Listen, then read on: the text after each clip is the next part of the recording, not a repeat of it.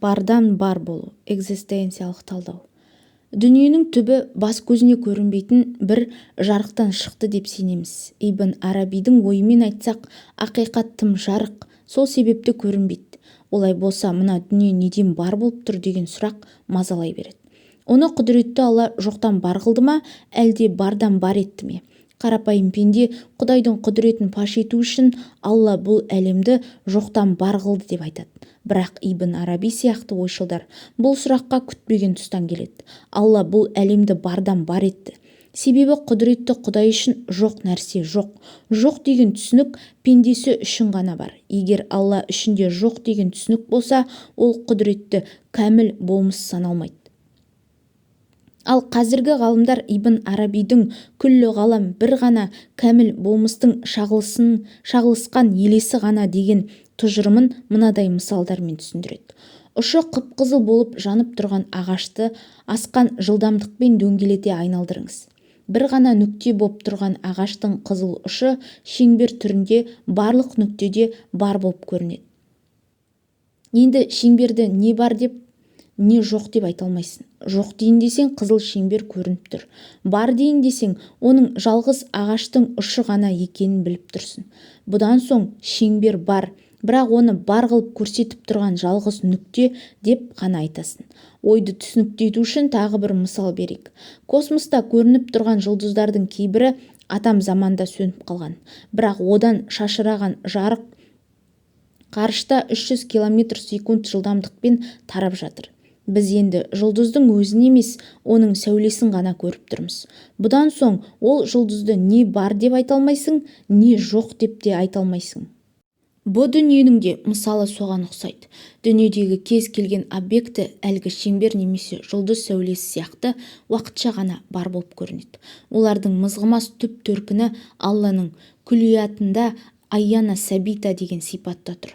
Яғни не бар емес, не жоқ емес, тек аян сипатында мызғымай тұр. Аянның біреуіне Алланың күн деген, яғни бол деген әмірі берілгенде, оның елесі сәуле болып шашырап, бұл дүниеге жеткенде объект болып көрінеді.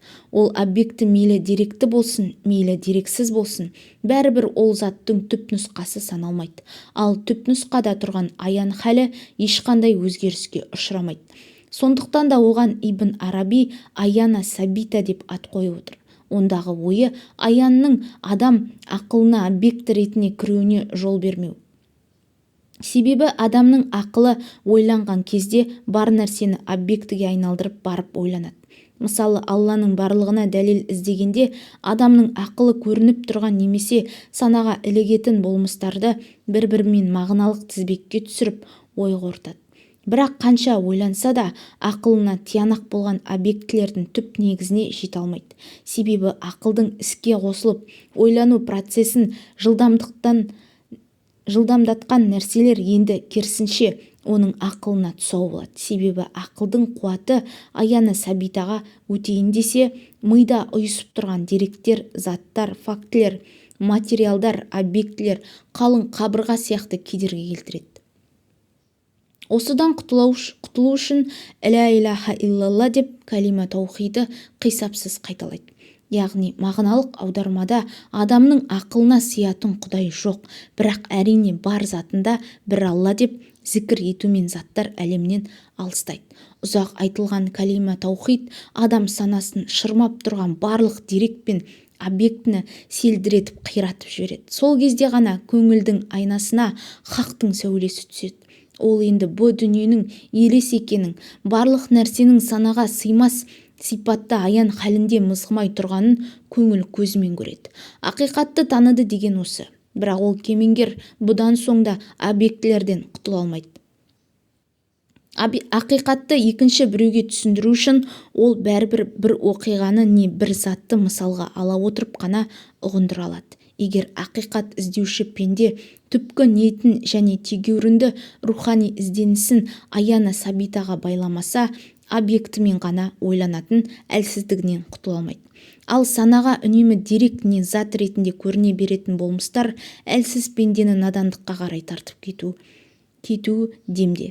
Пайғамбарлардың академиялық ғылыммен шұғылданбайтын осы. Олар ақиқатты айтқан кезде бергі дүниенің мысалымен емес, арғы әлемнің шындығымен түсіндіреді.